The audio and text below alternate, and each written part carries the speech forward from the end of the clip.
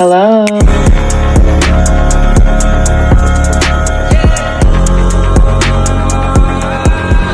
I'm sipping that solo, fill it with iced tea, yeah. I got a main thing, don't need a side piece, yeah. Don't wanna prove, got all that I need, yeah. That's enough for me, that's enough for me. In this interview, I'm talking to Kenny, a former cybersecurity executive who became a multi-millionaire at 24 and later discovered the truth that most high achievers eventually face, which is success without identity eventually collapses under its own weight. Today, he's the founder of Iron Mind Advisors, a firm built on one core principle, identity gain. Kenny's background is unmatched. He's a competitive Ironman triathlete who used the same mental blueprint that powered him through extreme endurance to navigate two identity-shaking battles in the same year: alcoholism and stage 3 prostate cancer, not as a story of loss, but as a catalyst of identity reinvention, clarity, and unshakable resilience.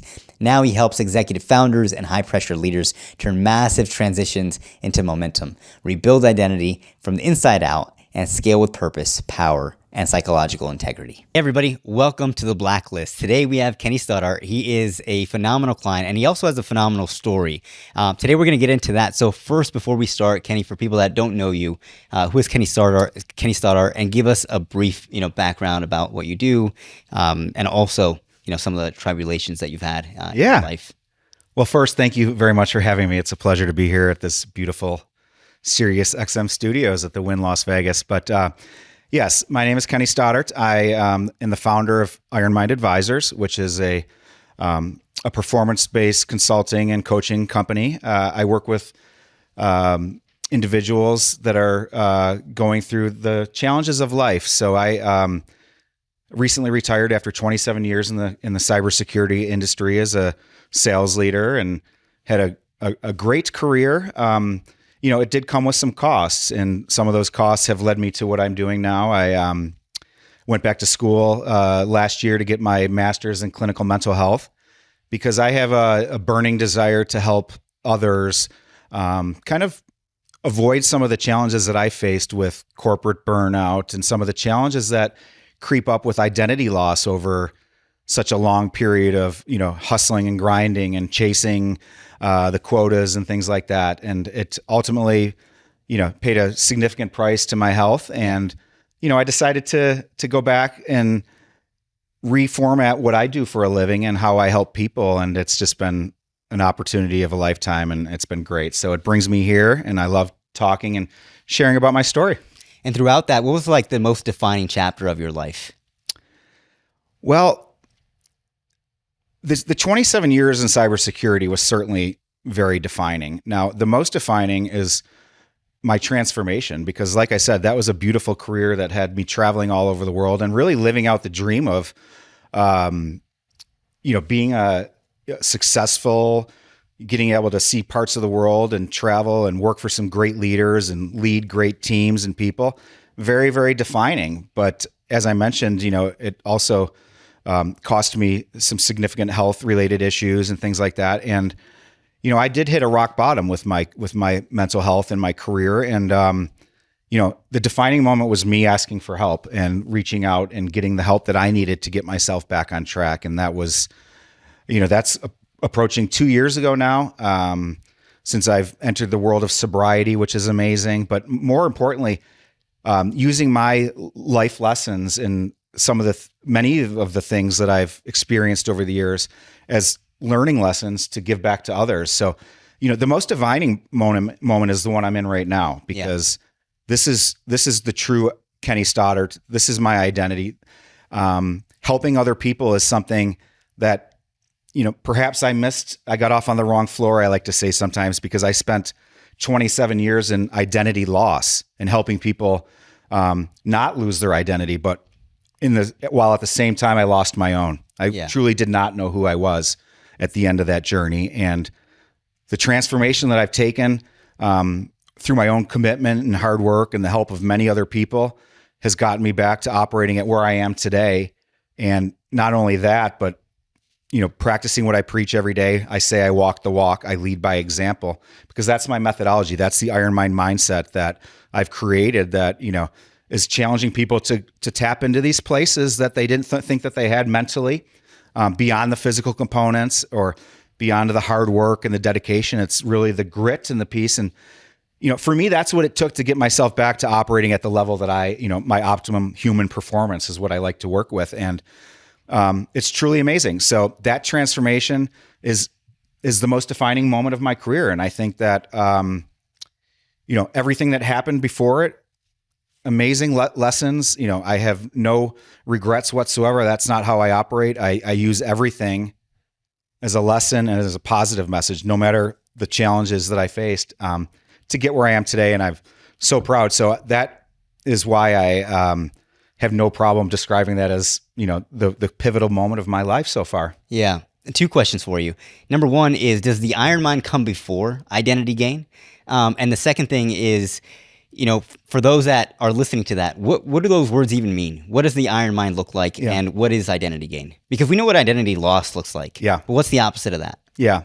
Well, let's start there. Identity loss is something that I was. I was 49 years old. I was, coming off of an incredible career. I was a millionaire by the time I was 24 years old. I had money that, you would dream of. A lot of that was due to right time, right place, call it what you will, the dot-com boom during the late 90s, early 2000s, working for some of the most fantastic security companies. But that became who I was. That was my identity. I was a cybersecurity salesperson. But ultimately, at the end of the day, that's not who I wanted to be. And when I realized, that identity loss doesn't happen overnight or a long weekend, it truly happens over 20, 25, 30 years of, I was chasing something that it wasn't my true calling. And, when I faced that rock bottom moment and realized what I needed to do to get better was to regain that identity that I once had, to be the person that I always wanted to be, the trajectory that I wanted to be on, not what corporate America wanted me to be on. And, that's what identity gain looks like now is, so I made those changes.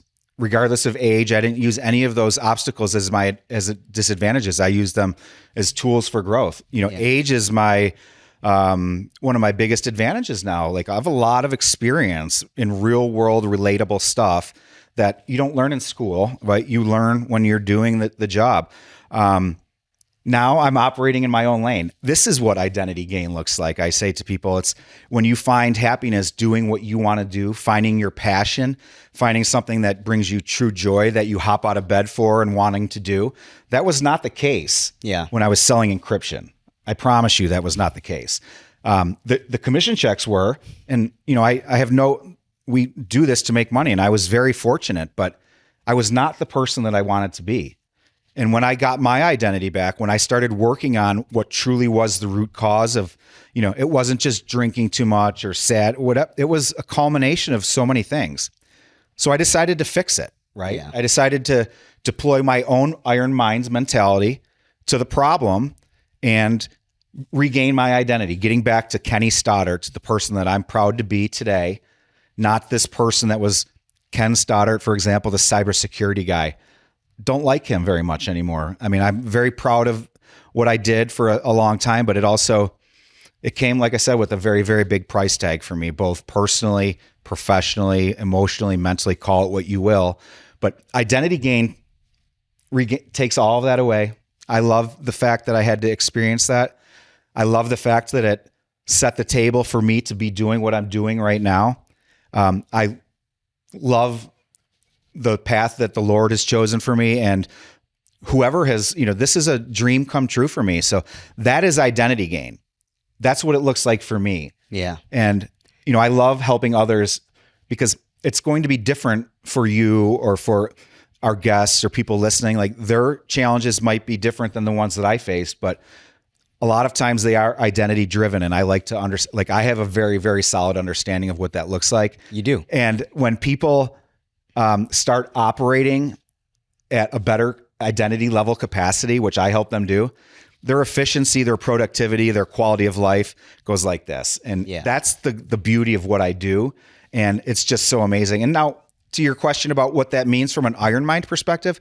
So, I was a professional triathlete, an Ironman racer. I don't look the part for that type of stuff. And I don't use that as something that steers me away from it. I decided that it doesn't matter what I look like. I'm not supposed to be a fast bike rider or runner or swimmer, but I have the heart, a very, very strong heart and incredible mental capacity that allows me and allows you and allows anybody that's listening, because I say that, the iron mind mentality is a place that we all have it inside of us. We might not know it because we haven't tapped into it, but the people that have, like entrepreneurs and founders and, people that have decided to tap into this and like where no is not an option, where failure, we don't think about that. We only think about success, the finish line, whatever that metric is that you're looking for. And then we put in the tools and the hard work, the dedication to get it. And I don't make that up, or it's not something that I treat lightly, but the reality of it is the iron mind requires a lot of hard work and dedication. Yes. And we should all have that if we're trying to be movers and shakers in life. And that's what I'm trying to be.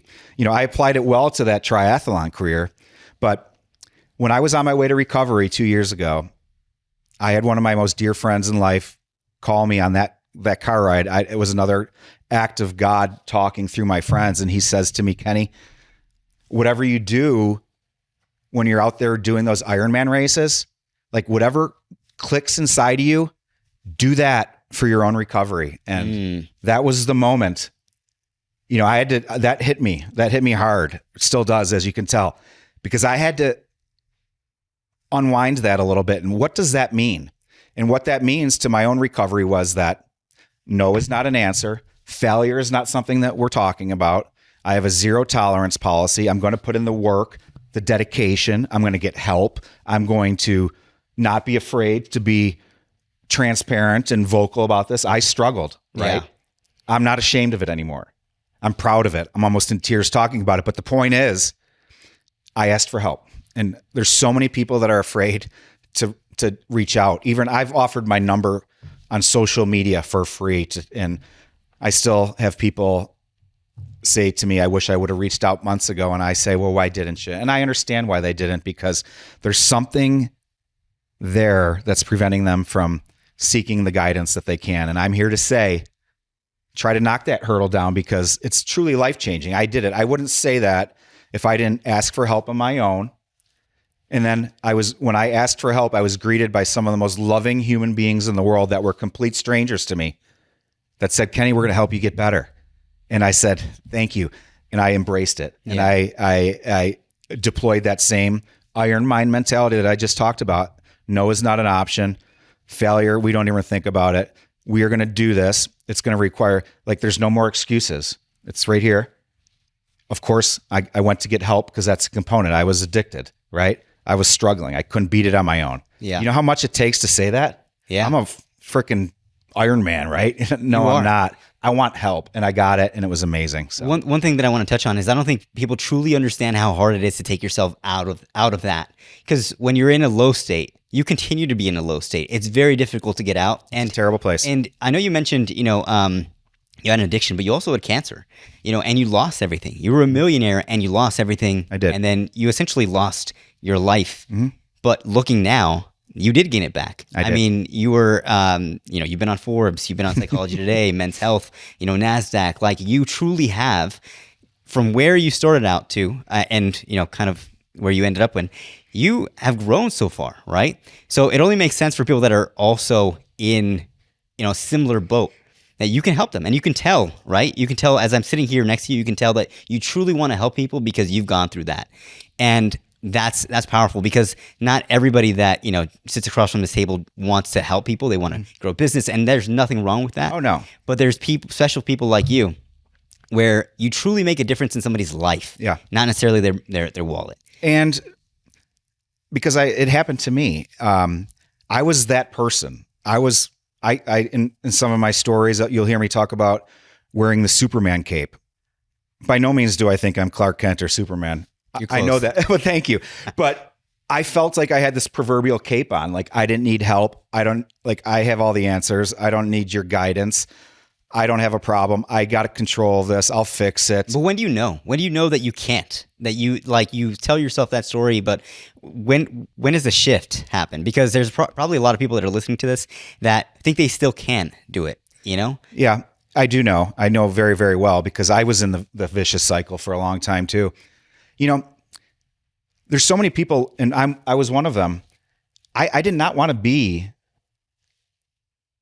like a heavy drinker or someone that depended on that call, whatever it is, an alcoholic, because that's what I am. And that's what I will always be in recovery. And I have no shame in that because I've tamed the beast, if you will, but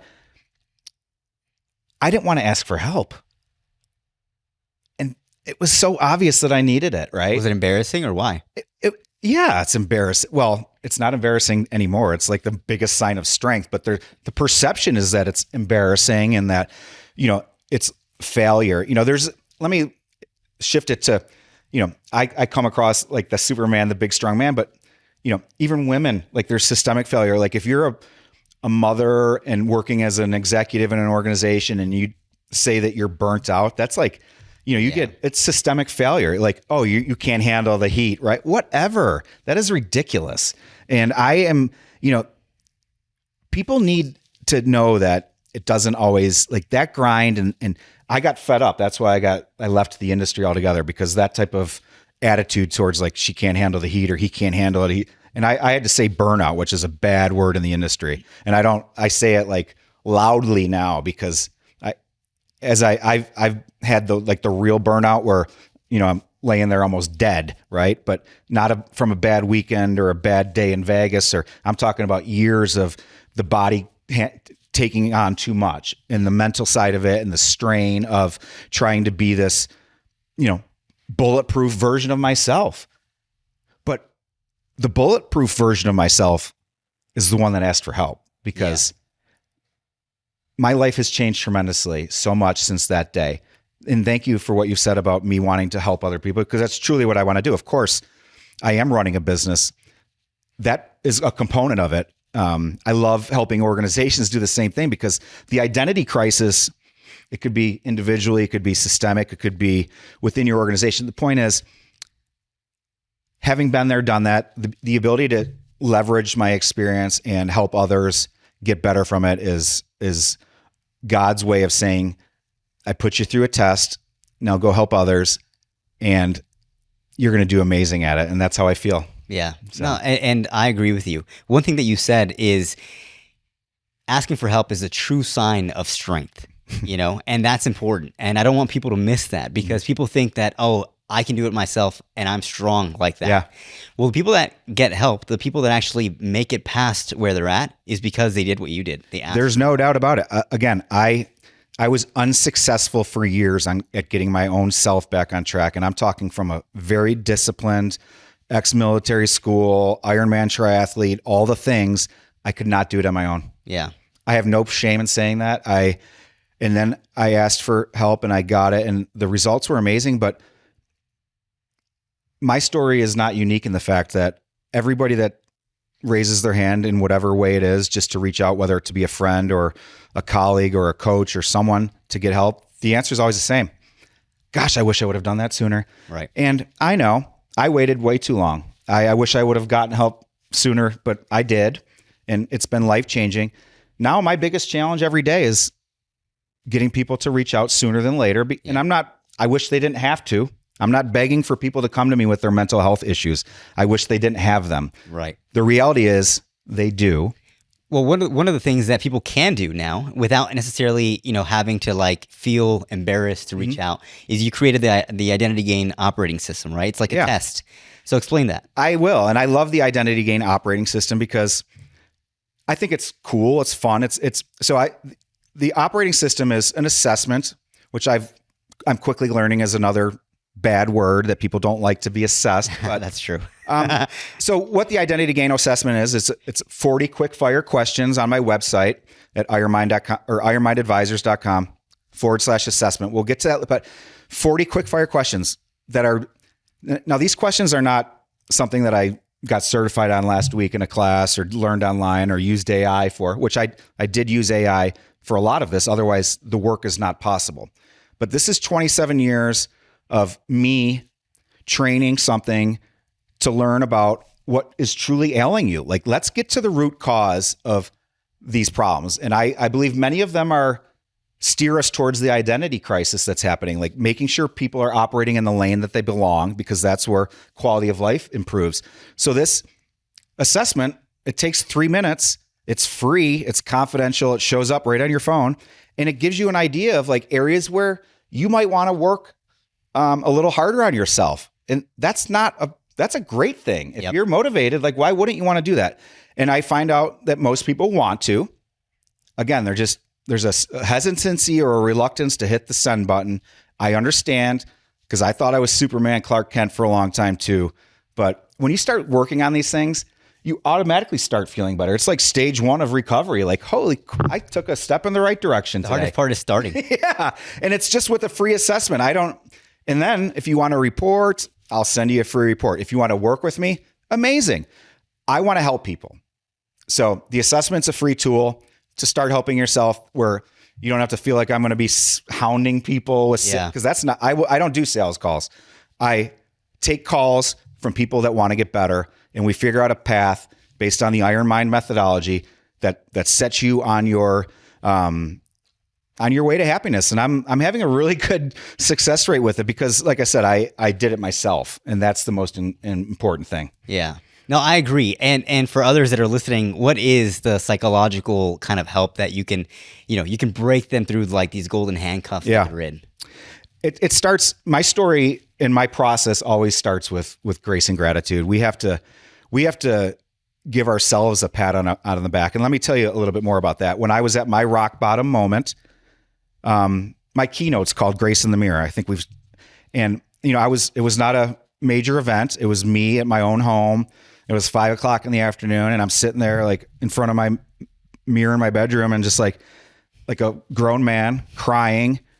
I cannot do this anymore. I cannot do this anymore. It's time for me to get some help. But what I did that day is, I wasn't looking for hacks or shortcuts or something to get me there or buy my way through this. I gave myself grace in the mirror that night. I said, Kenny, you got this, brother.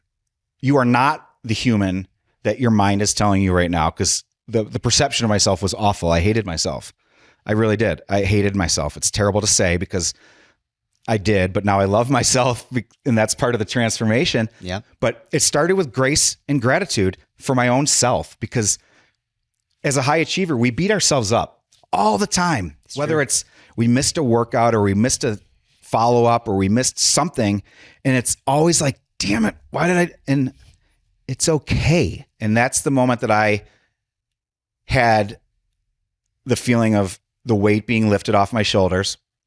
I don't have to live with this cape anymore. I took it off that day, and I never want to see it again. I gave myself some grace and said, you're a good dude, buddy. You got this. And I knew I was. I knew I needed help. That's the day. I left the next morning, and I've never looked back.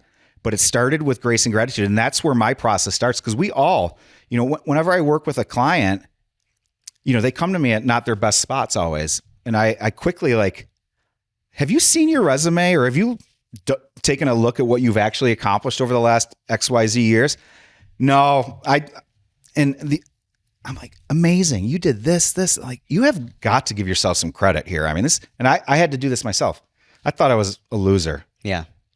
In reality, I was far from that. 17 times President's Club, multiple millions of multi-million-dollar transactions across the world, leading hundreds of people that have all reached out to me through my recovery, thanking me for my leadership. Like, those are true signs of who I am, right? Yeah.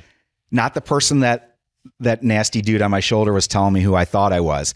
And that's what happens with my clients, because I want to go that level. I don't want to know about how many beers you drank last night. Yeah. That's a component of it. We'll get to that, but I need to know what's going on inside your head. And it's, the assessment is an easy way to do it. We can do the 2-hour conference call or meet in person and do it that way, but whatever, we have to start somewhere, right? And that's how I did it. Grace and gratitude, not beating yourself up. it's time to get back on track. We're going to do it with a smile on our face. We're not going to think we're a failure. We're going to think we're a superstar. And it's foolproof if you want it. I don't have a magic wand like with any of my clients. They're going to get what you see right here, but without their own commitment, what am I, right? So, well, one thing that you said is like, making sure that people know that it is okay. Because you're right. A lot of us beat ourselves up for that. And in a way, you're almost trying to convince them that it is okay, or maybe not even convince them. You're just trying to show them that reality, because that reality does exist. It's just they're living in a separate one in their own head, and we all do it. I do it. I beat myself up. Like, I'm very rigorous with like stuff that, we got to do. And that's all great.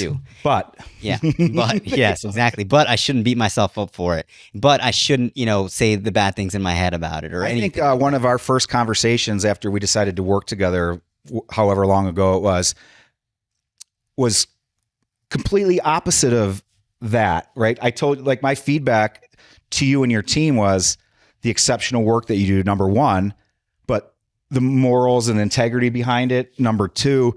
And if I ever heard you say that you were beating yourself up I would say you should take a look at what you're producing from a work perspective. And then that will tell you if you should beat yourself up or not, because it's truly exceptional work that you're very passionate about.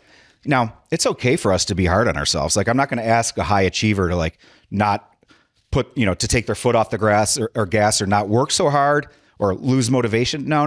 That's not part of the Iron Mind mentality. It's actually all of those things with boundaries, with efficiencies, with working smart, with time management, because we all, did it where the working through the weekends and stuff. No, I'm not like that. Has to be fun and that has to be manageable.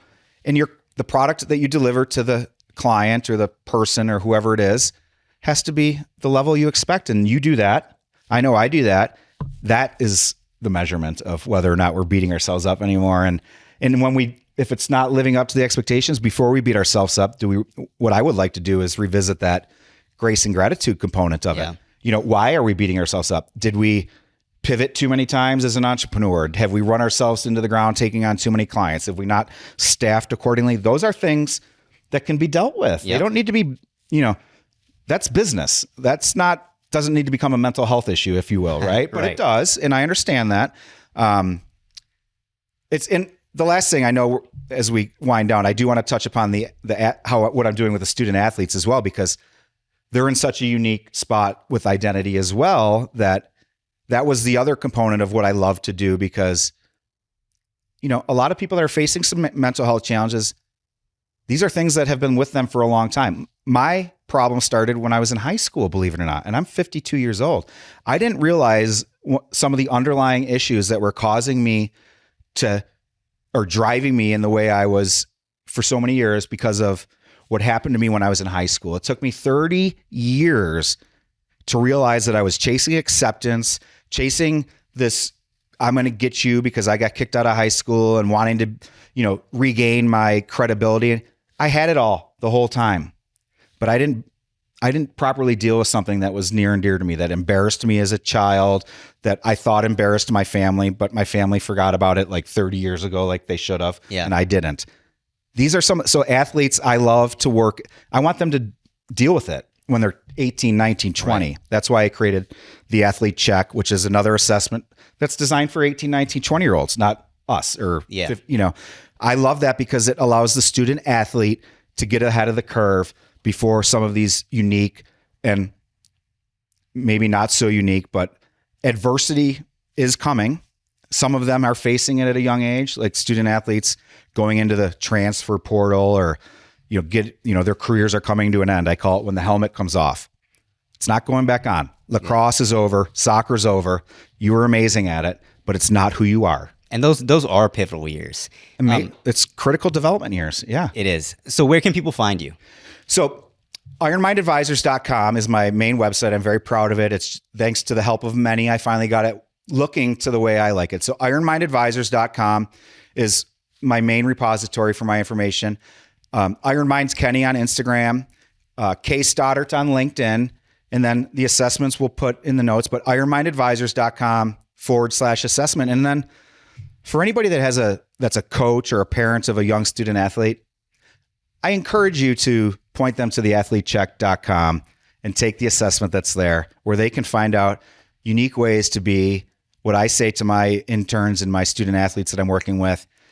This is going to prepare you to be the top candidate out of any one of your peers when it's time to turn the page, when college is over, you graduate, you're getting ready to go to interviews and stuff. My team is going to be ready. I know it because I'm giving them the tools that I would use. You know, I've hired thousands of people, and these are not like earth-shattering stuff, but I do like a certain level of preparation, and it's fun to watch these younger generation embrace what it means to be truly a professional, and that's what they will be. So thank you so much. This has been great. No problem. I appreciate you being here. Thank you. I could talk all day, but I really appreciate the platform that you've given me to share this very important information. So no problem. It was good having you. Yeah, thank you so much.